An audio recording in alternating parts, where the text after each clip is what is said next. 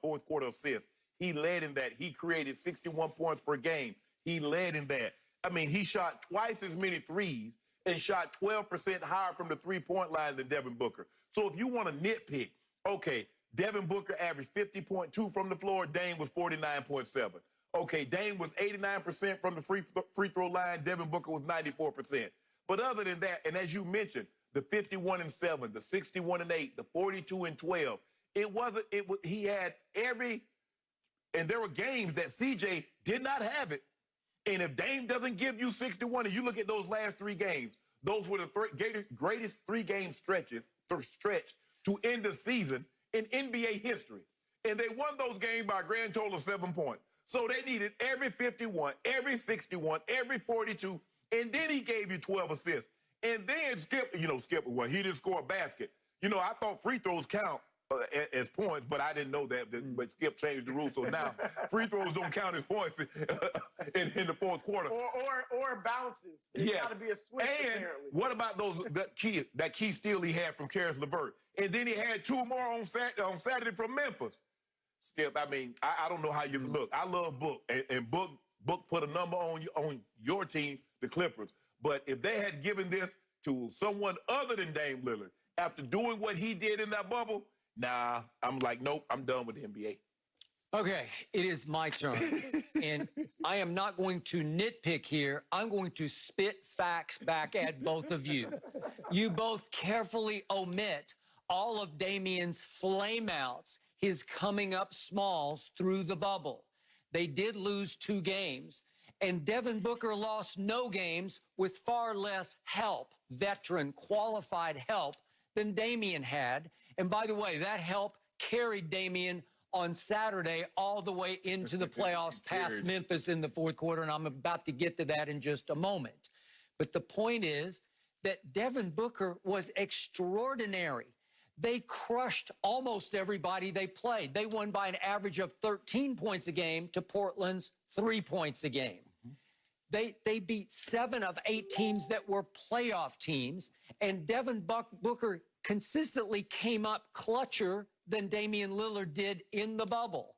And you said the shot of shots. That was shot by Devin Booker against the Clippers with Paul George all up in his face. He made the most memorable and momentous shot of the tournament, as I call it. It was just the bubble tournament. We can see it right there. He's getting mobbed by his teammates, as he should have been. That was a shot. That's what I remember. That was an MVP clincher against the same Clippers who, without Kawhi and without Paul George in the fourth quarter, Damian came up smaller than I am. Damian, in that game, flamed out so badly at the end of the game that the Clippers shamed him. They clowned him. They humiliated him. Yes, they did, by doing Dame time to him and waving bye-bye to him because he missed 2 free throws with seconds left and then turned right around and missed the tying 3. I'm sorry, that's the same Clippers, except the Clippers against Devin Booker were at full strength. And then I look back at the rest of what happened in the bubble. How about that first loss to Boston? I dare anybody, just call up the play-by-play and tell me what you see against Boston, because Gary Trent Jr. came out of nowhere, this is early in the bubble, and made a 3 to put Portland up 1 over Boston, 1:57 left in the game. Tell me what Dame did down the stretch. He took 1 shot with 53 seconds left, a 3 to tie, and missed. And they lost by 4. And then I mentioned the Clipper game, and I'll give him this against the Clippers. 41 seconds left. He drove it and just laid it up off the glass. It was a nice play. But then with 18 seconds left against the Clippers, he got 2 free throws and gags both. And then with 9 seconds left, he has a chance to redeem, and he misses the 3, and he gets clowned by the Clippers. And then let's look at, shall we, Brooklyn, which we talked about on Friday, and then Memphis. Against Brooklyn down the stretch, the last 7 minutes and 12 seconds of the game. That's not 2 minutes, 7:12 of the game. He makes no field goals and gets 3 cheap, undeserved free throws because it was a horrendously bad call. And he makes his free throws. He's really good. He's not Devin Booker shooting free throws. Wait a minute. Devin Booker made 94% in the bubble, and he made 88. So he's not Devin Booker. He's not quite as good. He's very good, but he's not that good. No, he's not Devin Booker from the free throw That's line. what I'm But saying. don't say he's not Devin Booker. No, I'm I'm talking about from the free throw line. Okay. I think he's Devin Booker. Don't do that, Skip. Don't do that now. Woo-hoo. And then what did we see on Saturday? We saw the runaway MVP, the Shannon Sharp no-brainer MVP, No-brainer. play all 12 minutes of a shootout, do-or-die game against Memphis, and he takes one shot in the fourth quarter, and he missed it. Did he make it count? Well, once did he make it count? He missed it. And I'm thinking, how does the MVP, how does a superstar go 12 minutes and take one shot? I'm dumbfounded. And again, his teammates carried him because CJ just took that game over. CJ, with 3 minutes left, makes a three to tie.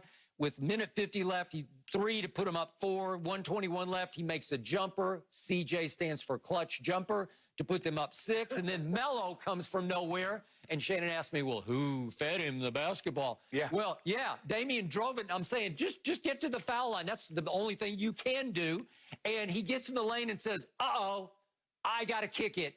And he kicks it to a Melo who is 0 for 5 from 3. Is that the right basketball play? I guess so. But that's Melo. Because he made it. He made it. It's Melo. Hasn't been Melo all the time. But that was Valanciunas. Now, Chris, now, if Skip would have said that foul Saturday, Grayson Allen did not foul Dame Lillard. He got all ball. He jumped, and they gave him a tech, and they gave him 2 free throws. Now, if you want to say that one wasn't a foul, okay. You know what? I think the refs made it up. It was a makeup call from the previous game when they. I will concede that one, but the other one. But can we just admit this, Skip? You can do other things to impact the ball game other than scoring.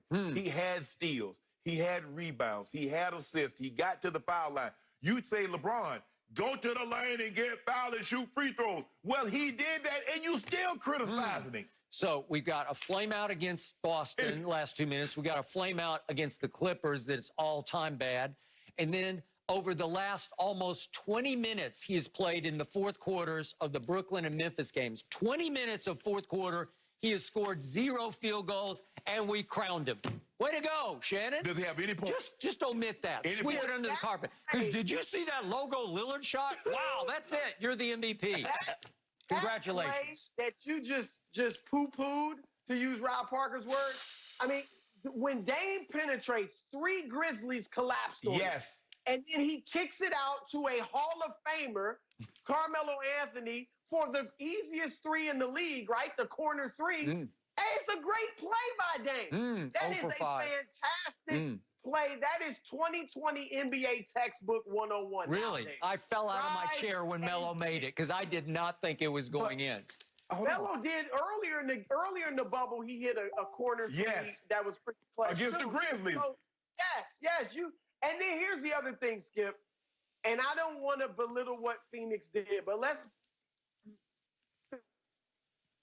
certainly early in the bubble, teams were taking them lightly.